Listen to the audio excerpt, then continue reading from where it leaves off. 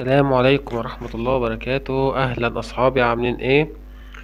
في مباراة الزمالك وبيراميدز، المعلق بلال علام قال جملة كده، يعني قال إحنا بنكسب بشقانا يا صبري.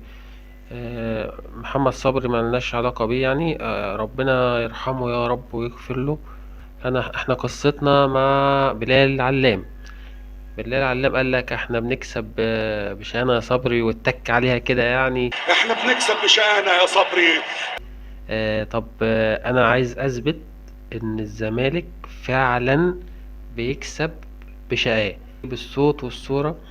اثبت ان الزمالك بيكسب بشقاه عشان ما فيش حد يتكلم بعد كده. تعالوا نشوف الزمالك بيكسب بشقاه. احنا بنكسب بشقانا يا صبري.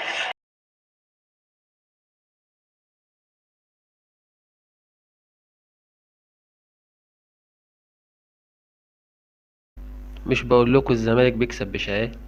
احنا بنكسب بشقانا يا صبري.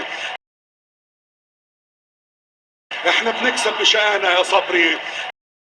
احنا بنكسب بشقانا يا صبري.